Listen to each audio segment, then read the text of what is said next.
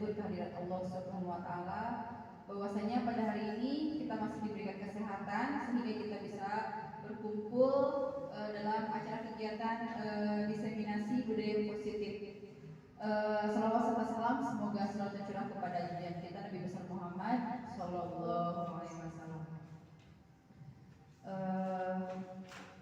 Yang terhormat Bapak Ibu Dewan Guru dan staf tata laksana SD Cipanas 4, terima kasih yang sudah menyempatkan hadir pada acara tugas saya ya, yang sudah membersamai. Terima kasih juga atas motivasi dan kerjasamanya sehingga Ibu Bapak Guru bisa hadir dalam kegiatan ini.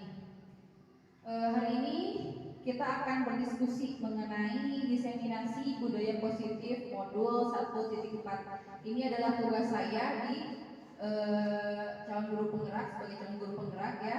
Di modul 1.4 ini mengenai budaya positif. Mungkin ada dari Ibu Bapak Guru sudah mengetahui apa itu budaya positif atau belum, nanti kita akan sharing-sharing di sini ya semuanya. Next. Nah, di sini ada pengertian dari apa sih itu budaya positif ya. Di budaya positif itu adalah suatu perwujudan dari nilai-nilai atau keyakinan universal yang diterapkan di sekolah. Apa sih itu nilai universal? Itu nilai yang umum yang sering kita terapkan di sekolah kita masing-masing. Tapi nilai universal ini sangat bererat kaitannya dengan dimensi profil pelajaran Pancasila. Seperti yang sudah kemarin kita bahas, ada berapa sih dalam profil pelajaran Pancasila itu? Ada berapa kemarin? Ada 6 ya? Iya, ada 6. Ada 6 dimensi pada profil pelajar Pancasila. Nih, budaya positif di sekolah juga ini adalah nilai dan kebiasaan di sekolah yang berpihak pada murid agar mereka dapat berkembang menjadi pribadi yang kritis, bukan kritis istilahnya mengkritik atau kayak gimana, tapi anak itu bisa lebih mengembangkan emosionalnya, bisa meningkatkan nilai intrinsiknya dalam diri anak itu ya, penuh hormat dan bertanggung jawab sesuai dengan profil pelajar Pancasila. Seperti yang kita ketahui, next, profil pelajar Pancasila ini ada 6, yakni yang pertama beriman, bertakwa kepada Tuhan Yang Maha Esa dan berakhlak mulia. Kemudian berkebinekaan global, bergotong royong, mandiri, kreatif, dan bernalar kritis. Nah, ini mungkin ada nyanyian ya yang kemarin, nyanyian dari profil pelajar Pancasila. Masih ingat Ibu Bapak, ada yang masih ingat lagu profil pelajar Pancasila?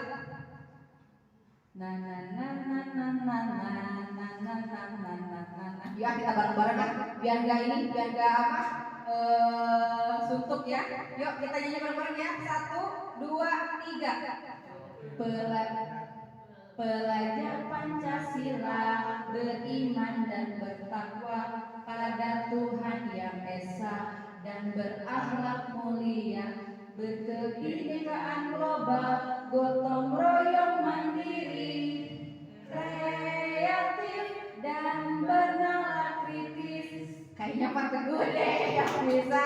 Coba sini Pak Teguh bisa bantu saya untuk menyanyikan lagu profil pelajar Pancasila. Silakan. Iya Pak Teguh, keluarkan suara Mas ya. Silakan. Kita berangkat ya, sambil tepuk tangan ya. Yuk, 1, 2, 3.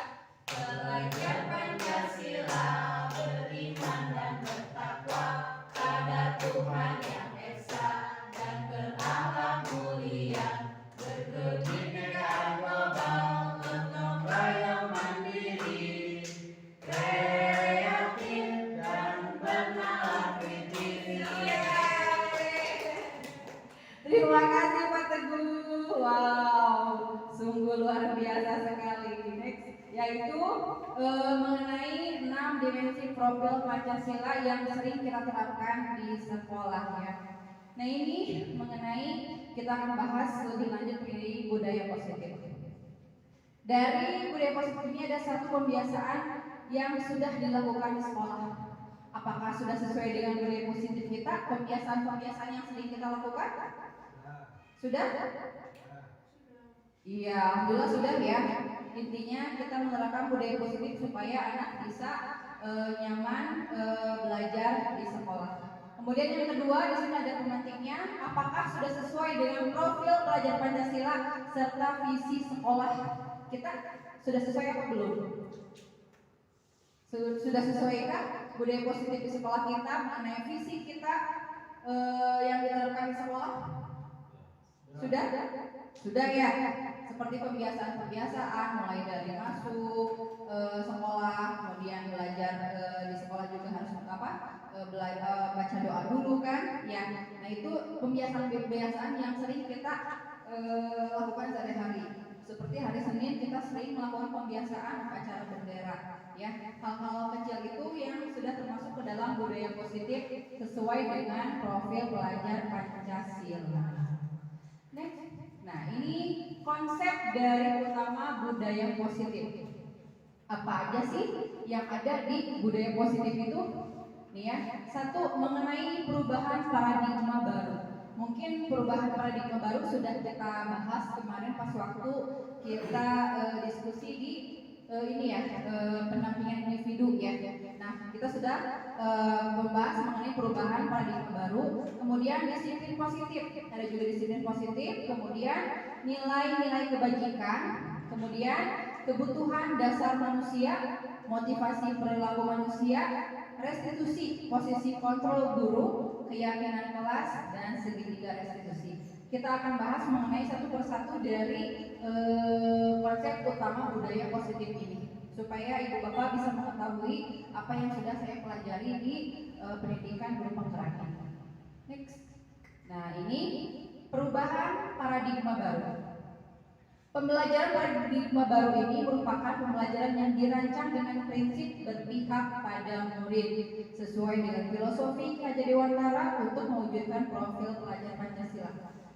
Nah, di sini kita bisa mengetahui bahwa filosofi Ki Hajar Dewantara ini sudah ada dari dulu ya, bahwa pembelajaran itu harus berpusat pada murid, tidak teaching center. Artinya guru itu hanya bertugas sebagai fasilitator, ya, menuntun anak-anaknya supaya mereka bisa mengembangkan bakat dan potensi mereka menuju ke hal yang lebih baik lagi. Kita bisa memberikan kebebasan kepada anak, tapi bukan berarti memberikan kebebasan yang tidak dengan tuntunan, tapi tetap kebebasan itu harus kita tuntun supaya bisa mengarahkan mereka ke hal yang lebih baik lagi.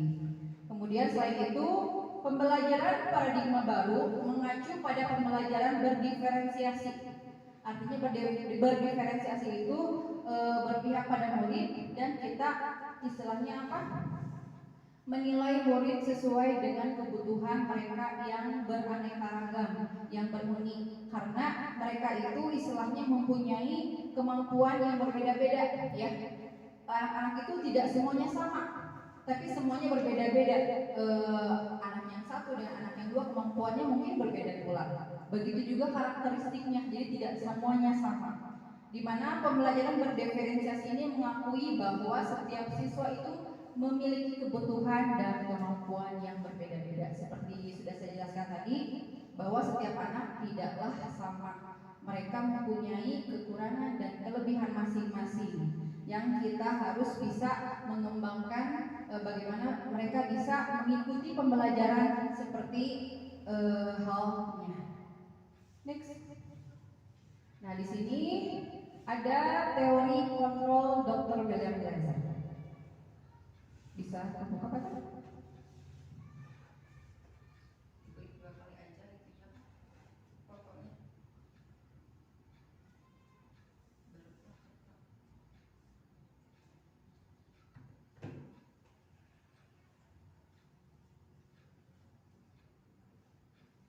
Sebenarnya pada teori kontrol Dr. William Glasser ini guru itu mengontrol murid sepenuhnya, bahwa orang dewasa itu mempunyai hak penuh untuk mengendalikan anak-anak ya. Itu bahwa konsep miskonsepsi yang salah ya. bahwa istilahnya bukan seperti itu hal harusnya gitu, bahwa orang dewasa itu atau guru itu harus menjadi menuntun bukan mengkontrol anak ya, karena pembelajaran itu harus berpusat pada murid sehingga guru hanya bertugas sebagai fasilitator saja. Lanjut aja next Pak Tepi. Nah di sini pembahasan yang kedua adalah mengenai disiplin positif. Disiplin positif ini di sini ada pembahasan mengenai disiplin, yaitu kemampuan memerintah diri sendiri dan mengontrol dan menguasai diri untuk memilih tindakan yang mengacu pada nilai-nilai yang kita hargai dengan penuh tanggung jawab tanpa terperintah orang lain. Maksudnya di sini pembahasannya tanpa diperintah orang lain, sehingga mereka bisa menimbulkan nilai intrinsik bukan nilai ekstrinsik ya. Nah di sini anak-anak istilahnya jangan sampai mereka istilahnya melakukan sesuatu itu karena takut dihukum atau apa, tapi harus bisa dengan kesadaran dia sendiri bahwa mereka itu melakukannya dengan penuh tanggung jawab tanpa ada embel-embel apa-apa atau istilahnya ingin dapat hadiah lah ya, kemudian karena takut dihukum lah, tapi harus menjadi suatu tanggung jawab sendiri. Nah dalam budaya kita makna disiplin ini dimaknai dengan sesuatu yang dilakukan seseorang pada orang lain untuk mendapatkan kepatuhan. Kita cenderung menghubungkan kata disiplin ini dengan ketidaknyamanan. Betul Pak Ibu Bapak? Dengar kita kata disiplin aja ya, wah kudu kumaha ya, wah penerapannya pasti harus banyak peraturan-peraturan yang harus kita laksanakan gitu. Tapi sebenarnya bukan itu gitu ya makna dari disiplin itu. Nah sebagai pendidik, tujuan kita adalah menciptakan anak-anak yang memiliki disiplin diri sehingga mereka bisa berperilaku dengan mengacu pada nilai-nilai kebajikan universal dan memiliki motivasi intrinsik bukan ekstrinsik, seperti tadi halnya yang sudah saya sampaikan, bahwa dari disiplin positif ini kita membutuhkan atau ya kita ingin menghasilkan anak-anak yang bernilai intrinsik, jadi kemampuan atau kesadaran dari dalam dirinya mereka masing-masing, bukan karena tadi ya sepertinya takut dihukum atau istilahnya apa karena ingin dapat hadiah supaya dapat nilai yang baik, bukan itu, tapi atas dasar kesadaran dia sendiri. Disiplin positif ini adalah menumbuhkan disiplin yang didorong dalam diri anak tanpa hukuman dan hadiah. Karena hadiah itu bisa berupa hukuman sebenarnya. Ya, jadi sebenarnya ini konsep yang salah ya, sering saya lakukan sebenarnya bahwa kepada anak kalau misalkan kalian sudah melakukan ini, wah dikasih ini. Nah itu sebenarnya konsep yang salah ternyata ya, itu bisa mengakibatkan suatu istilahnya apa ketergantungan. Jadi anak ingin melakukan sesuatu itu ada embel-embelnya. Bisa menjawab ini bisa dapat hadiah nih. Nah, sepertinya istilahnya jangan diinikan lagi ya, bahwa kita istilahnya apa ingin mendapatkan nilai intrinsik dari dalam diri anak supaya anak tersebut bisa menghasilkan jiwa yang benar-benar memotivasi dari dalam dia sendiri. Pak ini bisa di depan aja nggak apa-apa. Siap. Terima kasih ya ini. Jadi disiplin positif ini dikhususkan untuk menumbuhkan disiplin yang didorong dalam diri ya, tanpa hukuman dan hadiah. Next. Nah di sini ada nilai-nilai kebajikan dari disiplin positif ini, seperti tadi bahwa dalam budaya positif dan dalam disiplin positif ini mengacu pada nilai kebajikan profil pelajar Pancasila. Tadi ada 6 dimensi dalam profil pelajar Pancasila, yaitu beriman dan bertakwa kepada Tuhan Yang Maha Esa, mandiri, bernalar kritis, berkebinekaan global, bergotong royong dan kreatif. Nah ini yang paling utama itu adalah beriman dan bertakwa kepada Tuhan Yang Maha Esa, karena kita ingin mendapatkan atau memimpikan murid yang benar-benar religius yang bisa beriman dan bertakwa kepada Tuhan Yang Maha Esa. Jika anak tersebut sudah beriman dan bertakwa, insya Allah budi pekerti mereka bisa muncul dengan sendirinya, ya. Nah, kemudian yang kedua, nilai-nilai kebajikan dari primary years program, ya. Di sini ada dari PYP bahwa nilai kebajikannya itu ada beberapa, ada toleransi, ada rasa hormat, integritas, kemudian ada mandiri, hampir sama dengan prinsip Pancasila, menghargai juga, antusias, empati, keingintahuan, kreativitas, kerjasama, percaya diri, dan komitmen. Ini adalah nilai-nilai kebajikan dari PYP, ya. Ada juga nilai kebajikan dari The Seven Essential Virtues dari Building Moral Intelligence Michelle Borba. Di sini ada empati, ada suara hati, kontrol diri, rasa hormat, kebaikan, toleransi, dan keadilan. Maksudnya misalkan begini, ya, di kelas kita tidak hanya ada agama Islam saja, ya, tapi ada agama minoritas juga. Mungkin hanya ada beberapa yang di sekolah kita. Nah, si anak tersebut mengajak temannya yang berbeda agama itu bermain, ya, tanpa mereka memindahkan agama apa sih mereka dia gitu, atau suku apa sih dia. Kira-kira dari nilai kebajikan ini mana sih yang kita ambil? Nilainya apa kira-kira? Nilai kebajikan dari si anak tersebut bermain dengan teman yang berbeda agama atau berbeda suku. Kira-kira ke mana? Ke toleransi, ya. Iya, betul. Ya, ke toleransi. Nah, di sini anak tersebut sudah menerapkan nilai kebajikan toleransi. Ya, begitu juga istilahnya rasa empati sering kita lakukan, ya, sering kita laksanakan pada kegiatan Jumat Istiqomah. Anak-anak sering menyisihkan uang jajan mereka untuk siapa? Nanti untuk dibagikan lagi kepada teman-teman mereka yang tidak mempunyai ayah ataupun ibu. Istilahnya itu sudah termasuk pada empati terhadap teman-temannya, berbagi, ya, saling berbagi. Kemudian rasa hormat sering kita temui anak-anak istilahnya apa? Menyapa gurunya, menyapa temannya, menghargai temannya, itu sudah termasuk nilai kebajikan dari rasa hormat. Dan ini mungkin ibu bapak guru sudah mengetahui contoh-contohnya dari nilai kebajikan ini, ya. Next. Nah, di sini ada kebutuhan dasar manusia. Seperti waktu kemarin kita membahas di pendampingan individu bahwa terjadi tindak-tindakan kriminal maupun yang tidak sesuai dengan yang kita inginkan terhadap anak-anak. Yang pertama waktu itu ada siswa yang mencaci maki gurunya, ya. Nah itu mungkin di sini kita akan bahas mengenai kebutuhan dasar si anak tersebut. Apakah kebutuhan dasar anak tersebut sudah dipenuhi atau tidak, gitu. Sehingga si anak tersebut melakukan kegiatan itu, melakukan hal itu, memaki guru yang istilahnya yang harus menjadi panutan, yang harus dia hormati, tetapi dia malah memakinya, gitu, ya. Padahal itu hal yang sepele. Maksudnya sepele di sini adalah guru itu mengingatkan, kenapa sih nak tugasnya belum dikerjakan, gitu, ya. Tapi si anak tersebut tidak apa istilahnya tidak terima, gitu, dengan yang diperintah oleh gurunya, sehingga anak tersebut malah melawan sampai mencaci maki gurunya dengan kata-kata kasar. Kemudian ada juga temannya yang dibakar oleh temannya sendiri, gitu, ya, dengan kasus-kasus yang terjadi dalam hal anak. Nah, di sini ada kebutuhan-kebutuhan dasar manusia.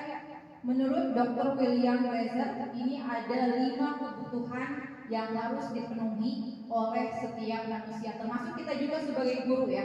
Sebagai guru kita harus mempunyai kebutuhan dasar manusia. Yang paling pertama, ini yang paling penting adalah survival atau bertahan hidup. Di sini bertahan hidup ini ada beberapa, mungkin dari biologisnya, makanan, ya, kebutuhan tentang pangan, papan, dan ini yang sandangnya, ya. Nah, kemudian ada merasa diterima, cinta kasih, Ya, cinta kasih ini kayak ingin diperhatikan oleh teman-teman kita gitu ya. Itu sudah termasuk merasa diterima atau cinta kasih. Kemudian penguasaan atau power. Maksudnya di sini penguasaan bukan ingin menguasai, bukan ya. Tapi kita mempunyai kemampuan masing-masing. Bagaimana kita menguasai diri kita sendiri gitu ya. Jangan sampai kemampuan kita ini mendorong kita untuk berbuat hal yang tidak baik, sombonglah atau apalah, tidak ya. Tapi intinya kita harus saling bekerja sama dan saling mengingatkan. Yang keempat adalah kebebasan. Di sini bukan kebebasan yang arti oh bebas kayak kamu anak harap, enggak. Tapi di sini kebebasan berekspresi, mengeluarkan pendapat, mengeluarkan ide, bahwa di sini bebas bisa menerima pendapat dari siapapun. Kemudian di sini adalah kesenangan. Kita berhak happy ya, kita berhak bahagia. Jangan sampai istilahnya datang ke sekolah orang diam cemberut, enggak gitu kan. Tapi istilahnya kita berhak happy gitu ya. Nah, lanjut. Di sini nih ada tadi yang bertahan hidup ya. Kebutuhan hidup ini ada dipenuhi dengan kebutuhan yang bersifat fisiologis seperti kesehatan. Ya, kesehatan ini paling pertama kita dalam bertahan hidup. Kalau kita tidak sehat, istilahnya kalau kita tidak sehat, mana mungkin kita bisa mengajar anak-anak, mana mungkin kita bisa istilahnya di rumah ya, meladeni suami atau istilahnya mengainkan anak-anak di rumah juga gitu ya. Nah, kemudian kebutuhan akan rumah, kita butuh rumah sebagai apa? Sebagai tempat berlindung. Kalau kita nggak punya rumah, bagaimana kita mau bertahan hidup ya? Kemudian makanan pun itu yang paling utama dan pokok ya. Kebutuhan biologis ini yang dasar ya istilahnya. Kemudian kebutuhan merasa aman pun itu termasuk ke dalam bertahan hidup. Dan yang kedua ada kebutuhan merasa diterima atau cinta kasih. Nah di sini kebutuhan ini meliputi keinginan tetap terhubung dengan orang lain. Jadi istilahnya bersosialisasi. Maksudnya bersosialisasi ini adalah kita berteman dengan siapapun. Jangan istilahnya pilih-pilih teman. Gak mau sama sini, gak mau. Tidak boleh. Tapi intinya kita harus bisa berteman dengan yang lain ya. Dalam keluarga pun sama ya, teman kerja atau kelompok di mana kita terhubung. Yang ketiga, kebebasan atau membuat pilihan. Nah, murid di sini harus diberikan kesempatan membuat pilihan dan bertanggung jawab atas pilihannya. Memberikan kebebasan bukan berarti membiarkan apa yang murid mau, seperti yang kita tadi bahas. Jadi sebebas-bebasnya bukan berarti bebas mereka melakukan sesuatu ya, tidak, tapi ada batas-batasnya. Mana yang harus dia kerjakan, mana yang harus tidak, seperti itu. Kita hanya sebagai penuntun saja ya. Dan yang keempat adalah kesenangan. Menurut Glaser, menghubungkan kesenangan dalam belajar itu sebagai guru kita jangan ragu-ragu memasukkan kesenangan dalam belajar kelas. Bagaimana menciptakan suasana yang happy, yang nyaman, supaya anak bisa istilahnya mengikuti pembelajaran seperti apa yang mereka mau gitu. Wah ternyata di kelas tuh rame nih, di kelas tuh istilahnya seru. Jadi mereka tingkat belajarnya itu jadi makin ini ya, makin survive gitu, makin tinggi gitu ya. Nah yang terakhir ada penguasaan. Di sini setiap murid memiliki kebutuhan merasa kompeten kayak tadi. Kompeten di sini, wah saya mah bisa ini nih, saya si anak ini bisa itu gitu ya. Nah di sini mereka diakui pencapaian dan keterampilan, didengarkan, bisa membuat dampak dan pengaruh, memiliki rasa harga diri. Nah ini maksudnya di sini dengan mereka mempunyai kemampuan, kita jangan mendaunkan si anak tersebut, tapi harus kasih applause atau apalah sebagai penghargaan ya kepada anak, bahwa anak tersebut supaya kebutuhan dasar dianya tidak hilang gitu ya. Next. Nah, di sini ada teori motivasi. Bagaimana sih teori motivasi ini? Kenapa harus ada ya? Nah, teori motivasi ini adalah untuk menghindari ketidaknyamanan atau hukuman. Seperti tadi dengan kata disiplin aja itu pasti sudah identik dengan hukuman ya, atau ketidaknyamanan. Wah takut dihukum nih, wah wah takut inilah, takut itulah, ya. Yang kedua adalah untuk mendapatkan imbalan atau penghargaan dari orang lain. Nah ini pasti motivasi ini dengan kata disiplin positif itu pasti ingin dapat imbalan atau penghargaan. Kalau misalkan saya sering masuk sekolah, pasti ibu guru dapat apa, nilai tambahan nih, pasti kayak gitu kan ya. Terus kalau misalkan saya sudah berbuat ini, pasti guru kita akan memberikan ini nih, gitu kan ya. Nah itu teori motivasi dari mendapat imbalan atau penghargaan harga diri. Yang ketiga, untuk menjadi orang yang mereka inginkan dan menghargai diri sendiri dengan nilai-nilai yang mereka percaya.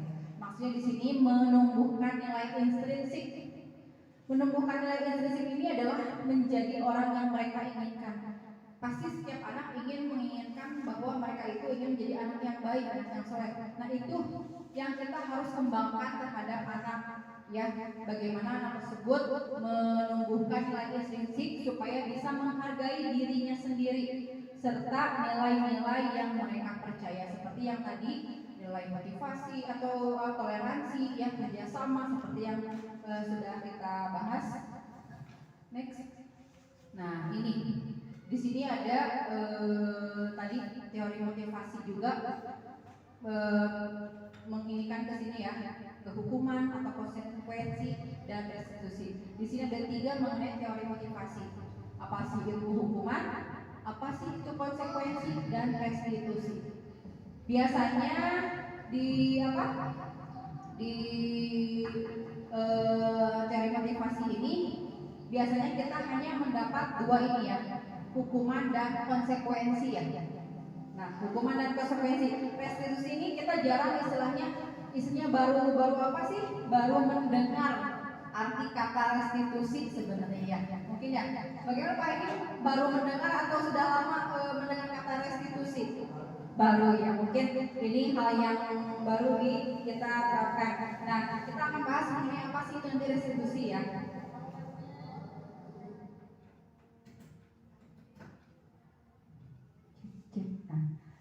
Di sini hukuman itu bersifat tidak terencana atau tiba-tiba. Biasanya seperti itu ya. Kita menghukum anak sudah melakukan hal yang salah langsung blok, tidak istilahnya tidak tanpa sadar apa sih yang harus pertama kita lakukan dulu gitu ya. Jangan sampai menjudge anak langsung wah begitu gitu. Tapi ada urutan-urutannya di sini. Hukuman itu bersifat satu arah. Kemudian berupa fisik, misalkan membeli lapangan lah, atau membersihkan WC lah, atau apalah gitu ya, maupun psikis murid.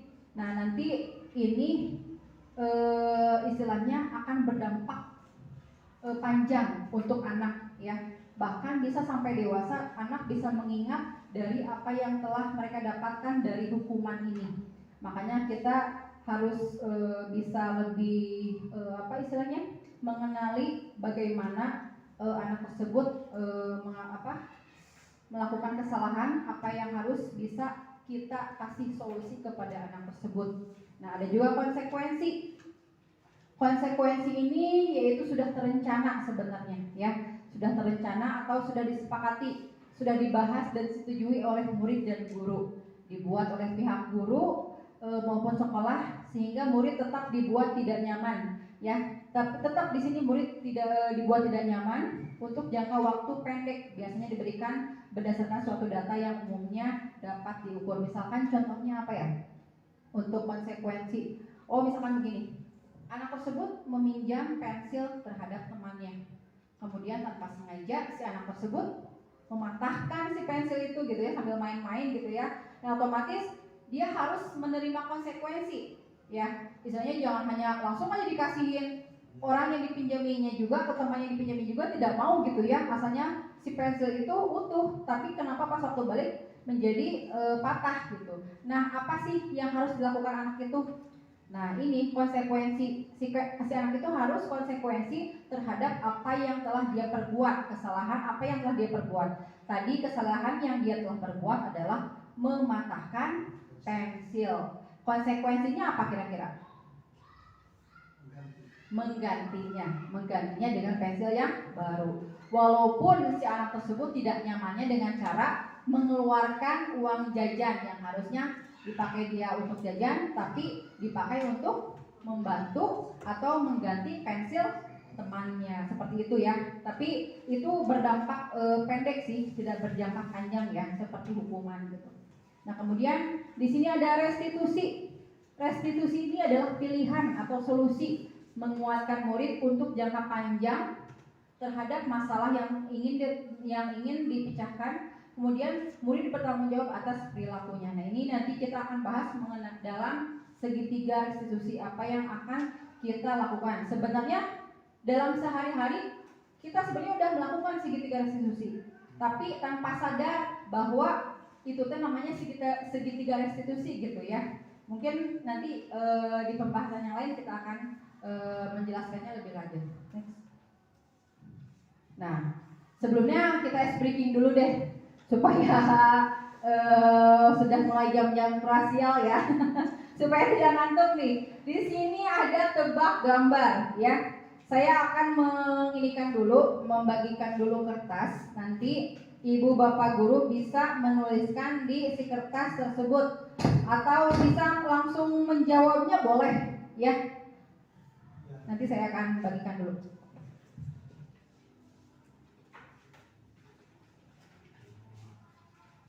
Jawabannya bisa langsung ditulis di sini atau langsung dijawab boleh.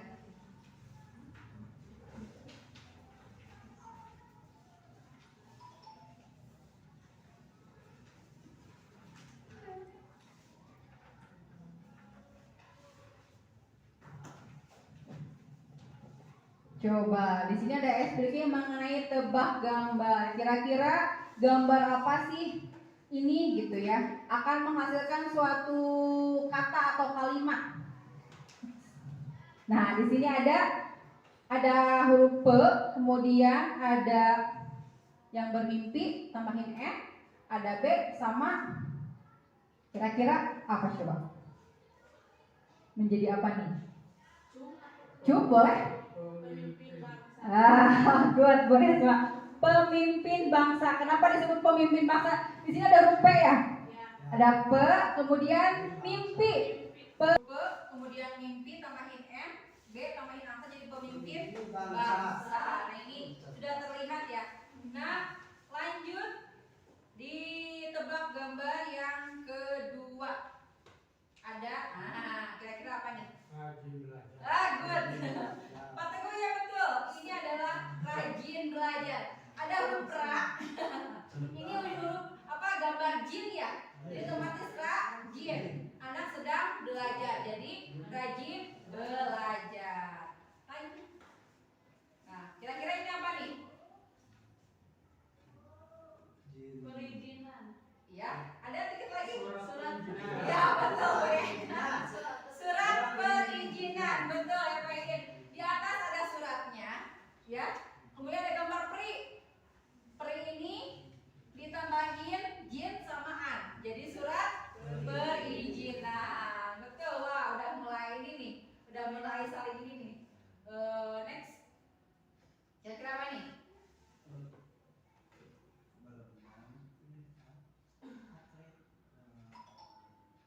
Ayo.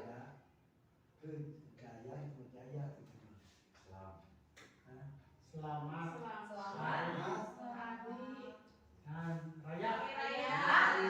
Iya betul, udah mulai nyambung nih ya. Ini adalah selamat hari raya. Ada gambar selam, tambahin a jadi selamat. Kemudian lari. Lari itu huruf L-nya diganti dengan huruf H. Ya, jadi hari. Raja, J-nya diganti dengan Y jadi raya. Selamat hari raya. Yang terakhir gambar next ini kira-kira apa nih?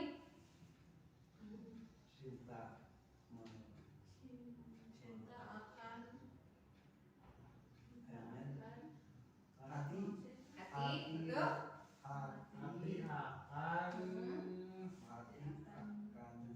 Tenang. Ya betul. Hati akan tenang.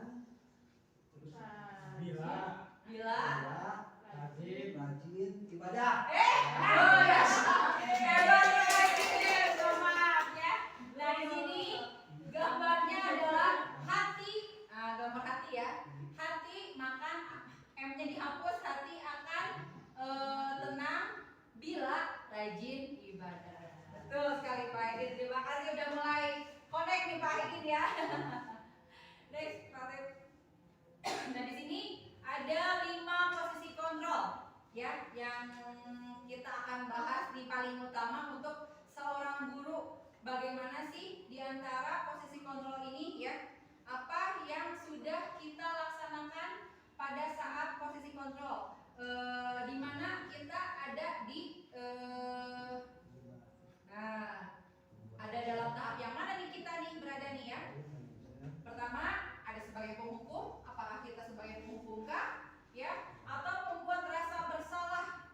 Ya, membuat rasa bersalah. Ada juga sebagai teman, ada juga sebagai manajer, dan ada juga sebagai pemantau. Dan di sini ada kata-kata yang nanti akan menjadi ciri khasnya dari posisi kontrol ini. Next. Nah, di sini ada satu posisi penghukum. Biasanya posisi penghukum ini bisa menggunakan hukuman fisik maupun hukuman verbal dengan kata-kata yang keras, yang kasar ya. Kemudian orang yang menjalankan posisi penghukum senantiasa mengatakan bahwa sekolah memerlukan sistem atau alat yang dapat lebih menekankan murid-murid lebih dalam lagi. Kemudian ciri-ciri posisi penghukum menggunakan nada suara tinggi dengan kata teriak-teriak ya. Kemudian bahasa tubuh, pasti bahasa tubuh sudah melotot atau sambil bahasa sudah cangkeng. Ya, kemudian jari menunjuk-nunjuk sambil menghardik si anak tersebut. Ya, dampaknya ini yang paling banyak ya dari posisi kontrol dari penghukum ini. Dampaknya paling berat sekali. Nah, murid ini akan menjadi seorang pendendam. Ya, kemudian tidak menyukai guru atau mata pelajaran yang diampu guru tersebut. Biasanya seperti itu ya. Sering waktu di SMP, biasanya SMA, ya kalau misalkan gurunya udah mulai killer nih dengan disiplin positifnya gitu ya, kita otomatis si murid jadi nggak mau belajar sama guru etama gitu ya. Jadi pilih-pilih lah gitu. Jarang-jarang ya kalau misalkan ada guru di sekolah-sekolah, istilahnya bagian guru tersebut si siswanya suka jadi sedikit gitu. Nah gitu ya, mungkin itu imbas dari posisi penghukum. Ada yang kedua adalah pembuat merasa bersalah. Pada posisi ini biasanya guru akan bersuara lebih lembut ya. Pembuat rasa bersalah akan menggunakan keheningan yang membuat orang lain merasa tidak nyaman, bersalah atau rendah diri. Nah, ciri-ciri posisi pembuat merasa bersalah menggunakan nada suara cenderung lembut, tenang, namun kata-katanya menyalahkan murid. Tetap intinya menyalahkan murid ya dalam melakukan kesalahannya. Dampak yang terjadi pada murid akan menganggap dirinya yang bersalah, identitasnya gagal gitu ya, rendah diri dan menarik diri dari lingkungan. Seolah-olah di sini anak jadi murung atas posisi kontrol yang kita terapkan terhadap anak didik kita. Next. Nah, di sini ada juga sebagai teman, posisi teman, ya. Guru pada posisi ini tidak akan menyakiti murid, namun akan tetap berupaya mengontrol murid melalui persuasi, ya. Posisi teman pada guru bisa negatif ataupun positif. Positif di sini berupa hubungan baik yang terjalin antara guru dan murid. Guru di posisi teman menggunakan hubungan baik dan humor untuk mempengaruhi seseorang. Di sini pun ada efek samping dari posisi kontrol ini, dari posisi teman ini ya. Nah, ciri-ciri posisi teman: menggunakan nada ramah, akrab, cenderung bersenda gurau atau menjaga suasana tetap santai. Ini dampaknya untuk murid kita kalau kita menerapkan posisi kontrol sebagai teman. Ya, murid akan ketergantungan pada satu orang guru. Nah, dan murid tidak mandiri dan tidak berpikir untuk dirinya sendiri. Jadi kumaha guru pengen sama si ibu itu, pengen sama si ibu ini. Nah, ini ya dampak dari ketergantungan terhadap guru tersebut. Next. Nah, ini ada posisi pemantau ya. Dalam posisi pemantau ini berarti mengawasi ya. Seorang pemantau sangat mengandalkan penghitungan, catatan atau data yang dapat digunakan sebagai bukti atas perilaku seseorang. Posisi ini akan menggunakan stiker, biasa stiker ya, jerat si anak sudah melakukan kesalahan. Kemudian slip catatan juga si anak tersebut hari ini sudah melakukan ini ya. Kejadian sehari-hari mungkin kita sebagai itu ya bisa sering kita lakukan. Daftar cek. Kemudian posisi pemantau sendiri berawal Kemudian yang menunjukkan tanggung jawab guru dalam mengontrol murid. Ini ciri-ciri posisi pemantau yaitu menggunakan nada suara datar, bahasa tubuh yang formal, biasanya yang flat gitu gurunya, ya. Kemudian dampaknya untuk anak yaitu murid akan menghitung konsekuensi dan hadiah tanpa memahami sepenuhnya nilai kebajikan yang dituju. Jadi anak itu tidak sepenuhnya mandiri. Jadi tidak ada nilai intrinsik dari anak tersebut dari posisi kontrol pemantau ini, karena mereka hanya menghitung konsekuensi yang telah dia lakukan. Sudah saya sudah melakukan itu gitu ya. Tidak ada timbal balik dalam dirinya sendiri bahwa si anak tersebut tidak boleh melakukan hal yang sudah dilakukannya lagi. Next. Nah ini yang terakhir adalah posisi manajer. Posisi manajer ini adalah posisi kontrol yang paling disarankan, ya. Yang paling disarankan di sekolah ini adalah posisi kontrol manajer untuk memimpin murid, memiliki sikap disiplin yang positif, yaitu murid yang mandiri, bertanggung jawab, dan dapat memecahkan masalah. Tujuan dari posisi ini adalah agar murid dapat berefleksi atas tindakannya. Guru akan dengan tulus memberikan pertanyaan-pertanyaan bermakna sehingga murid dapat belajar dari kesalahan dan mencari sebuah solusi untuk menyelesaikannya. Jadi di sini ada timbal balik antara guru dan murid, bagaimana guru memberikan solusi terhadap si murid tersebut dan nanti murid tersebut akan melakukan solusi yang sudah dia sepakati dengan guru tersebut. Ya, next. Di sini ada ciri-cirinya sebagai posisi manajer. Satu, suara manajer itu netral, tidak emosional, ya, tidak terlalu ramah juga dan tidak bernada tinggi. Kemudian tercipta identitas positif atau berhasil.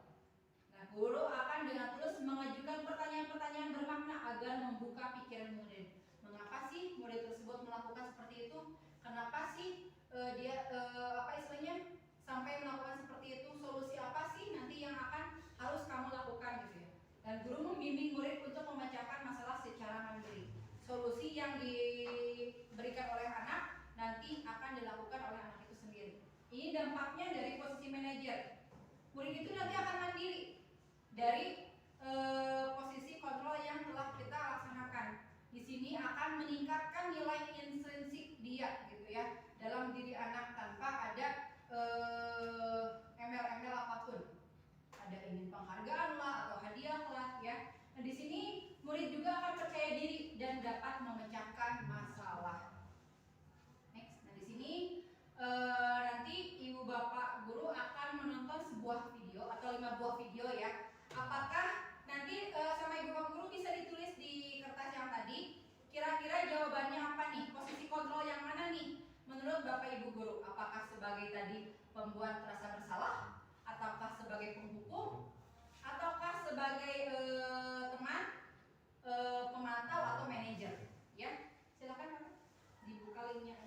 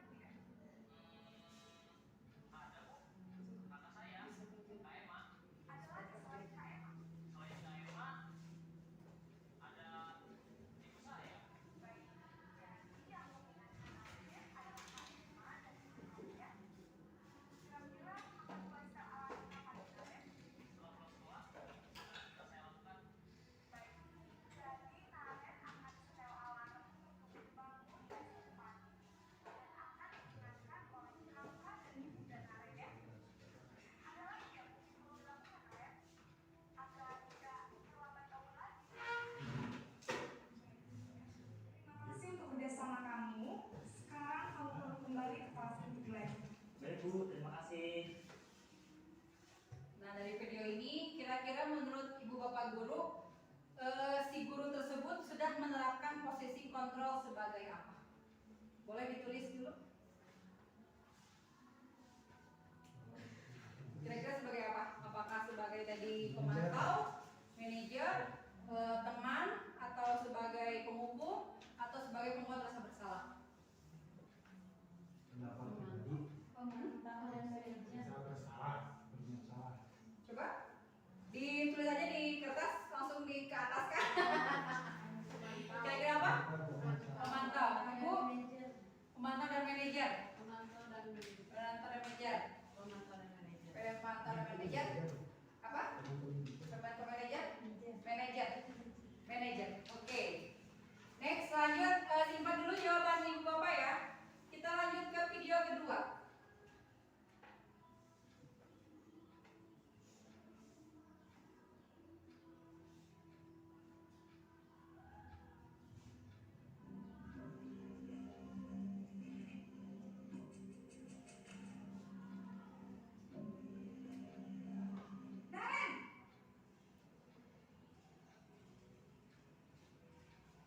Selamat pagi, Bu. Naren, apa peraturan sekolah kita tentang jam berapa kita harus masuk sekolah, Nak? Kita harus di sekolah jam 7, Bu.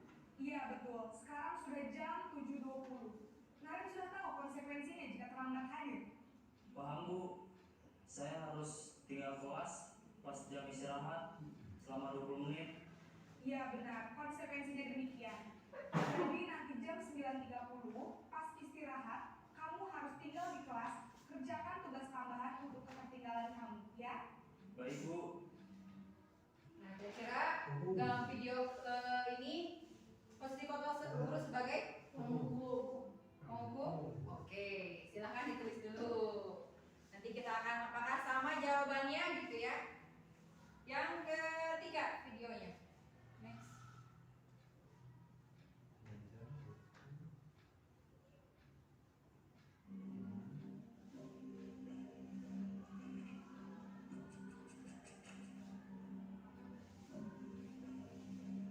Naren!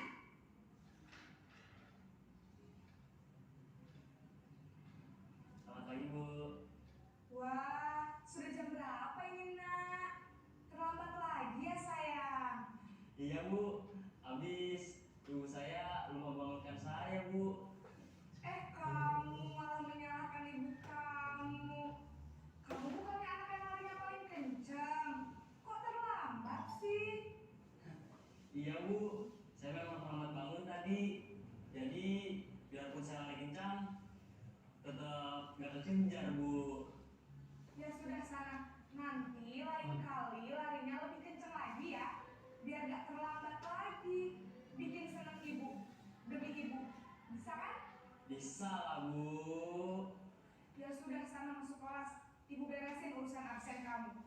Kamu ini ada-ada saja. Nah, kira-kira Teman. teman. Oke. Lanjut next ke video keempat.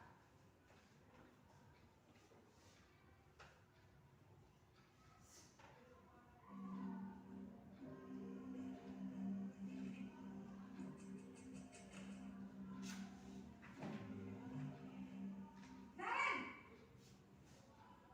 Sini kamu. Selamat pagi, Bu.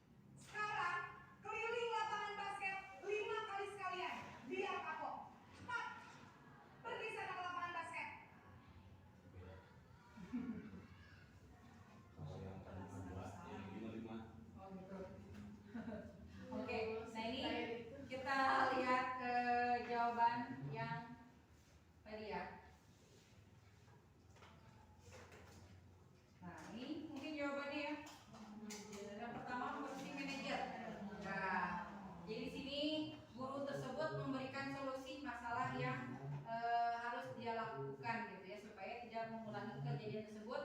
Kemudian yang kedua itu sebagai pemantau, ya, konsekuensi yang harus dia lakukan. Jadi dia harus istilahnya apa, menambah jam istirahatnya. Jadi istirahat itu dikurangi dengan jumlah yang dikuranginya, yang datangnya itu ya. Kemudian sebagai posisi teman tadi, udahlah yang kayak gitu nih ya, dengan senda gurau, ada senda gurau, ada pembuat merasa bersalah. Kamu gak merasa kasihan sama ibu? Nah gitu kan ya, pasti ibu dimarahin sama guru atau kepala sekolah atau ini ya. Nah sebagai posisi penghukum, tidak tahu waktu dan tidak apa istilahnya langsung jat hari itu si anak tersebut harus dihukum secara fisik maupun verbal. Tadi kata-katanya tinggi, keras gitu ya. Dan fisik pun dia harus mengelilingi lapangan ya. Nah ini posisi kontrol yang harus kita terapkan di sekolah, mana yang paling bagus dilaksanakan adalah posisi kontrol sebagai manajer ya. Itu sebenarnya yang harus kita lakukan sebagai seorang guru ya. Next slide. Nah ini dari posisi kontrol yang tadi ini berhubung kepada keyakinan kelas atau sangat erat kaitannya dengan keyakinan kelas. Keyakinan kelas ini bersifat lebih abstrak daripada peraturan. Jadi beda ya antara peraturan dengan keyakinan dengan keyakinan kelas. Kalau peraturan itu sudah tertera, ya sudah tertera. Kalau keyakinan itu berdasarkan dari diri anak sendiri, apa sih yang mereka inginkan, apa sih yang akan mereka sepakati gitu, ya. Nah di sini keyakinan kelas ini berupa pernyataan-pernyataan universal atau yang bersifat umum, ya. Kemudian pernyataan keyakinan kelas ini senantiasa dibuat dalam bentuk positif sehingga bisa memunculkan nilai intrinsik anak tersebut. Kemudian keyakinan kelas hendaknya tidak terlalu banyak sehingga mudah diingat dan dipahami oleh warga kelas. Bisa atau 3 atau 5 poin lah ya, sehingga anak bisa tahu atau ingat mengenai keyakinan yang telah dibuatnya. Keyakinan kelas ini sebaiknya di sesuatu yang dapat diterapkan di lingkungan tersebut, bisa ditempel di manapun, ya, terutama di kelas. Kemudian semua warga kelas hendaknya ikut berkontribusi dalam pembuatan keyakinan kelas lewat kegiatan curah pendapat. Jadi kayak kita membuat sebelum kita melakukan pembelajaran, langkah baiknya kita melakukan keyakinan kelas dulu. Biasanya itu di awal ini ya, di awal pembelajaran di tahun ajaran baru. Nah, kita membuat keyakinan kelas terhadap anak-anak, apa sih yang akan nanti yakini oleh mereka untuk untuk dipatuhi sebenarnya, ya, untuk dijalani oleh anak-anak semua. Kemudian bersedia meninjau kembali keyakinan kelas dari waktu ke waktu. Bagaimana nih? Apakah keyakinan kelas ini harus dirubah atau tidak? Kalau misalkan ada suatu kegiatan yang tidak ada muncul pada keyakinan kelas yang sudah disepakati, itu boleh dirubah, ya. Next. Nah ini keyakinan kelas, ya. Kalimat negatif ini harus diubah menjadi kalimat positif. Di sini ada kalimat negatif dan kalimat positif. Misalnya kalimat negatifnya itu adalah tidak membuang sampah sembarangan, ya. Nah di sini maksudnya kata tidak itu harus dihilangkan, ya. Kalimat positifnya adalah buang sampah pada tempatnya. Itu adalah kalimat positif. Jadi kalau kalimat negatif itu sekarang tidak dianjurkan, ya. Nah sekarang yang kedua contohnya adalah jangan terlambat. Kalimat positifnya yaitu datang tepat waktu. Kemudian kalimat negatif dari tidak mengerjakan tugas. Kalimat positifnya mengumpulkan tugas tepat waktu. Jadi kata tidak, kata jangan. Silakan masuk. Boleh? Ayo. Oh, sebentar. Ke sini aja kalau Pak. Ya, ke kata tidak, kata jangan itu bisa dirubah atau dihilangkan, ya. Kemudian baju jangan dikeluarkan. Nah, kata positifnya adalah berpakaian rapi. Nah, ini kalimat contoh dari kalimat negatif dan kalimat positif dari keyakinan kelas. Next, nah ini segitiga restitusi.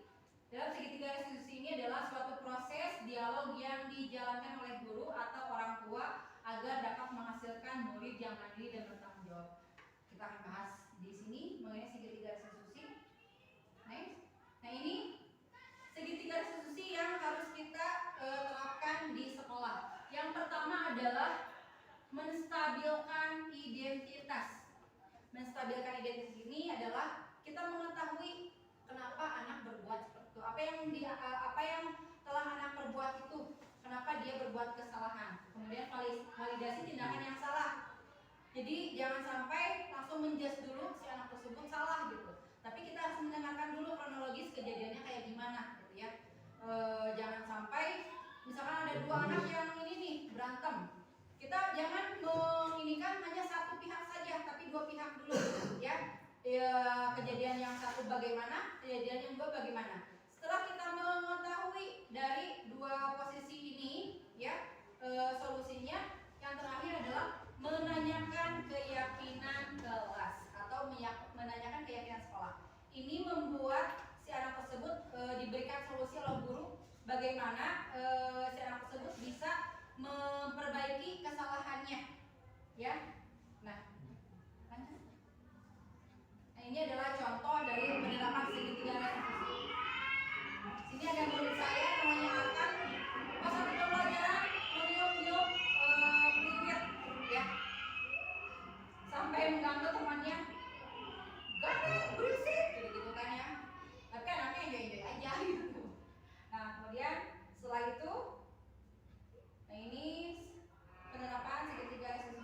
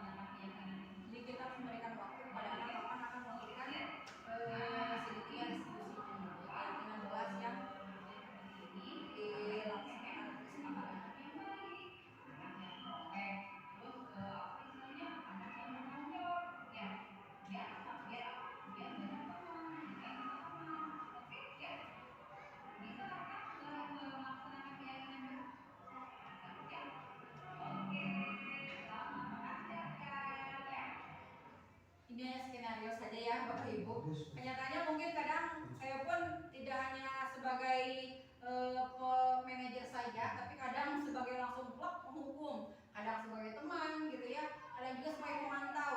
Nah kita sering ya pasti mungkin melakukan segitiga restitusi, tapi tidak tahu apa sih itu segitiga restitusi. Nah ini segitiga restitusi ini adalah mencari solusi terhadap anak, bagaimana si anak tersebut bisa meyakini keyakinan kelas yang telah mereka buat. Mungkin itu ya. Nah ini kira-kira kita itu berada di posisi yang mana sih? Apakah menghardik, menunjuk-nunjuk dan menyakiti, menghitung berapa kali tidak mengerjakan tugas dan memberikan konsekuensi, atau berceramah menunjukkan kecewaan yang mendalam, atau apa rencanamu untuk menyelesaikan masalah ini? Kira-kira kita di posisi mana nih?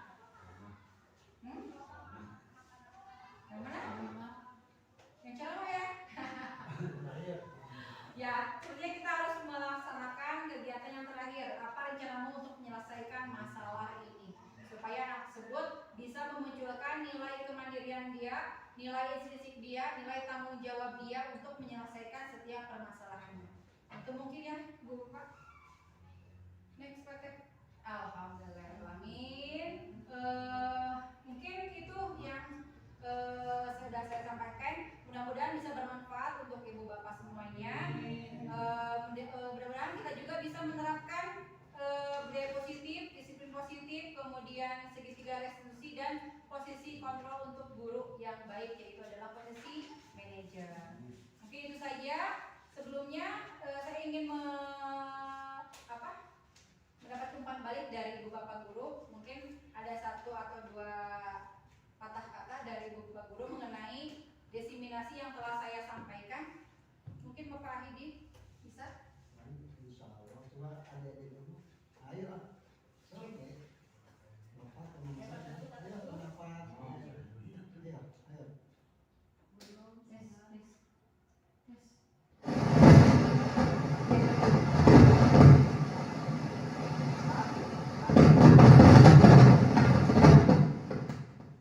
Silakan, ada siapa?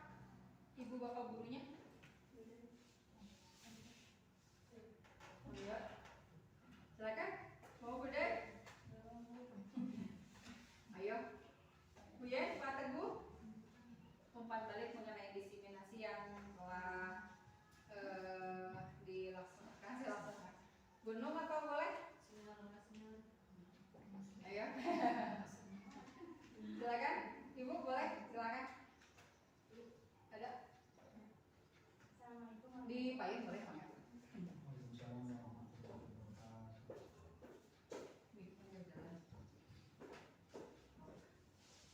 Assalamualaikum warahmatullahi wabarakatuh. Alhamdulillah, dari materi yang disampaikan dapat kami pahami dan dapat kami mengerti, sehingga apa yang setiap kami lakukan, kami dapat mengetahui posisi-posisi kontrol apa yang kami lakukan. Mungkin itu ya. Iya, terima kasih Bu atas umpan baliknya. Mudah-mudahan kita bisa menerapkan posisi kontrol di sekolah kita dengan baik. Ada lagi mungkin, Bapak? Oh, insya Allah. Assalamualaikum warahmatullahi wabarakatuh. Waalaikumsalam warahmatullahi wabarakatuh. Terima kasih atas waktunya, Dewi, dan begitu sangat sekali. Kemudian kami juga setuju sama Bu Dewi yang berkata tentang ilmu-ilmu yang kita tanyakan tadi. Semoga bermanfaat bagi kalian. Dan itu pun kepada Bu Dewi, mari kita di SD 4 ini sedikit demi sedikit posisi apa yang tadi, yaitu posisi manajer. Insya Allah kita bersama-sama kita kerjakan. Segitu, semoga Bu Dewi semangat dan sukses ada di Allah SWT. Terima kasih atas dukungannya Ibu. Terima kasih Pak Hidin ya. Assalamualaikum. Waalaikumsalam warahmatullahi wabarakatuh. Ya, terima kasih Bu Bapak atas kesediaannya mengikuti sampai beres acara ini. Kemudian umpan baliknya sangat membangun untuk diri saya sendiri. Mudah-mudahan bisa juga diterapkan oleh ibu bapak guru semuanya. Tapi di sini kita harus tetap berkolaborasi ya antara guru, murid dan semua kepentingan-kepentingan yang ada di sekolah kita masing-masing. Mudah-mudahan kita bisa melaksanakannya. Itu saja mungkin untuk kegiatan diseminasi hari ini. Saya ucapkan sekali lagi terima kasih. Mohon maaf apabila sudah menyita waktu ibu bapak guru semua. Wabillahi taufiq wal hidayah. Wassalamualaikum warahmatullahi wabarakatuh.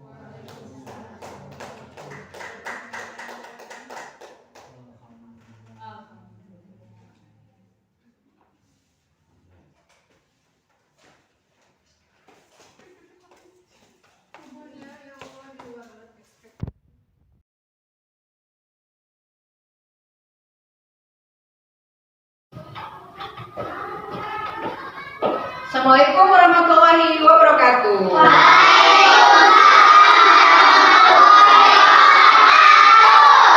Bagaimana kabarnya hari ini anak-anak?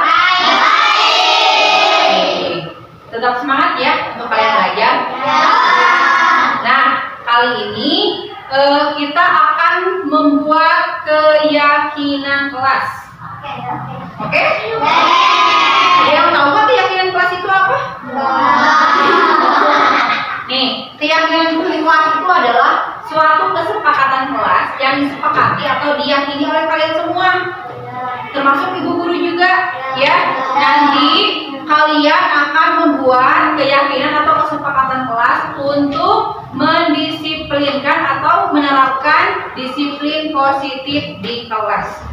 Dan itu harus kalian taati atau patuhi, karena itu berasal dari diri kalian sendiri. Jadi kalian harus menerapkannya dengan penuh tanggung jawab.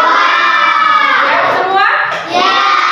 Nah, kesepakatan kelas atau keyakinan tidak boleh menggunakan kata tidak. Misalkan contohnya seperti ini. Tidak boleh membuang sampah sembarangan.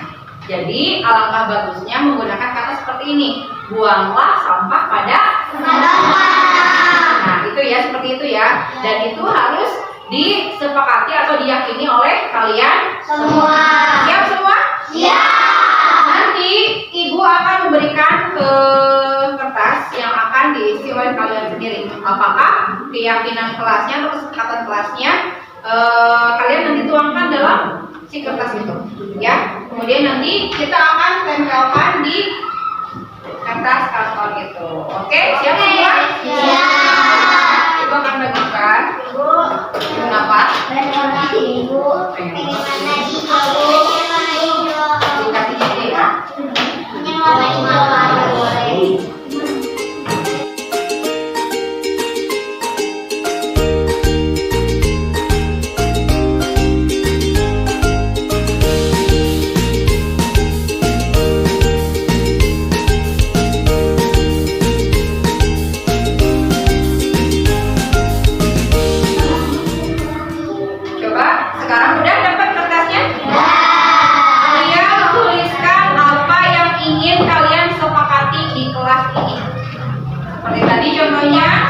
Buang sampah pada tempatnya, misal seperti itu, atau enggak selalu menjaga kebersihan.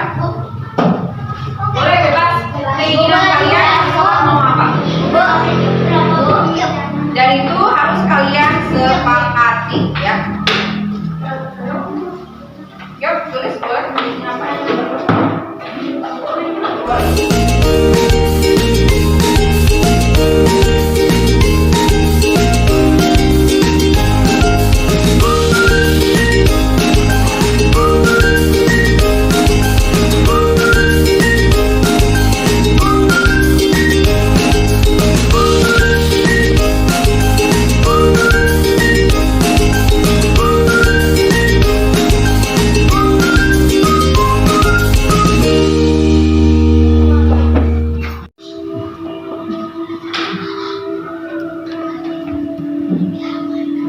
Sudah selesai semuanya?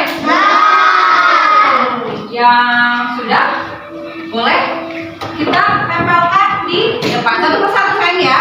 Kita dari mana dulu ya? Mulai dari mana? Sini, Bu. Boleh dari sini. Boleh, silakan Salsa.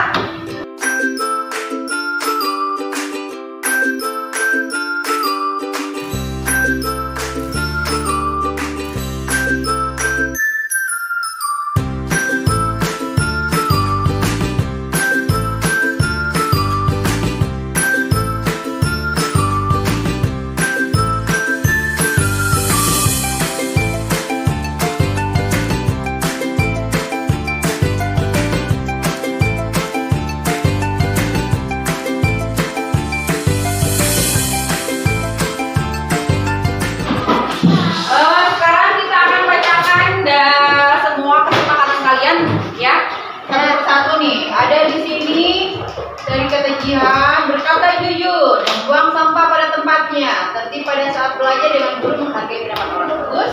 Kemudian ada dari Salsa, bermain bersama, menolong teman, membantu orang tua dan guru, membuang sampah, menghormati. Nah, terus ada lagi kita bermain dengan teman, buang sampah pada tempatnya, patuh pada orang tua, bagus. Di sini ada banyak kesepakatan-kesepakatan